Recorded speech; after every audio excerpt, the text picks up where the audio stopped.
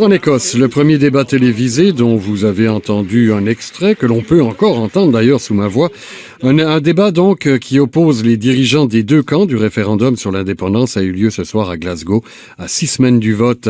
Le chef des indépendantistes et premier ministre écossais Alex Salmond croisait le fer avec le responsable du camp des unionistes et ancien ministre travailliste des Finances, Alistair Darling, lors du seul débat télévisé sur la question.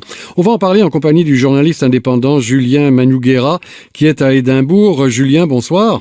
Bonsoir Frédéric. Oui, merci beaucoup d'être avec nous d'ailleurs et d'avoir surtout suivi ce débat. D'abord, était-il intéressant?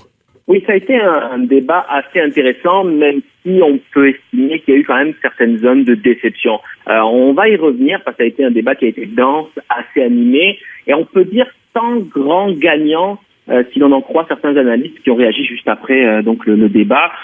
Cependant, si on regarde certains journaux, par exemple, comme le Guardian, eh bien, il y avait eu des sondages qui ont été menés durant le débat pour essayer de savoir quel était celui qui avait la faveur des téléspectateurs. Eh bien, on peut dire que c'est plutôt Alistair Darling, donc le chef de file de la campagne pour le non, qui a été donné gagnant. Le sondage donnait 56% contre 44%, qui sont d'ailleurs des chiffres assez proches de l'opinion générale de la population écossaise quant à ce référendum sur l'indépendance, puisque d'ailleurs à l'ouverture du débat, il y a eu de nouveaux sondages qui a été dévoilé, donnant le non à 58% et le oui à 42%. Oui, j'ai l'impression, Julien, que ce sont surtout les arguments économiques qui ont dû prévaloir lors de ce débat, non? Oui, surtout du côté du camp du non, parce que on connaît Alistair Darling, c'est un ancien ministre des Finances.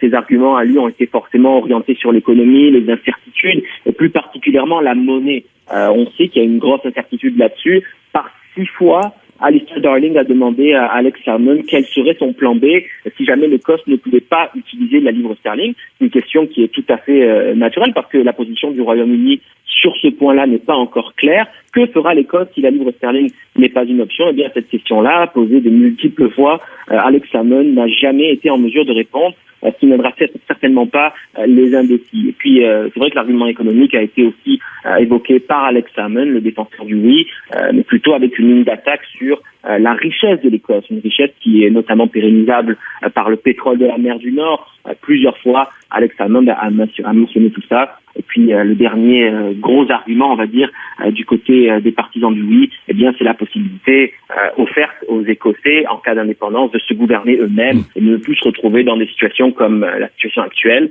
L'Écosse est un pays qui vote plutôt à gauche sur l'échiquier politique. On se retrouve dans une situation où le Royaume-Uni est gouverné par les conservateurs. Alex Salmond a promis évidemment qu'en cas d'indépendance, il n'y aurait plus jamais une mauvaise représentation comme celle-ci de l'Écosse au pays. Voilà, et en terminant, Julien Manouguera, est-ce que l'on a parlé du Québec? Non, le Québec n'a pas été mentionné lors de ce débat. D'ailleurs, aucune province ou région qui se pose la question d'une éventuelle indépendance n'a été citée. Je veux parler de la Catalogne, éventuellement du Pays Basque.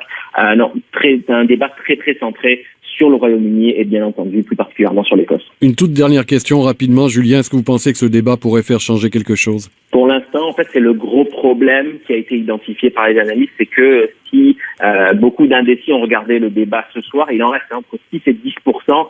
Eh bien, selon ces analystes-là, il n'y en a pas beaucoup qui vont avoir plus d'éléments pour choisir une position lors du référendum qui aura lieu le 18 septembre prochain. Le journaliste indépendant Julien Manouguera était à Édimbourg et nous parlait en direct. Merci beaucoup, Julien. De rien. Au revoir.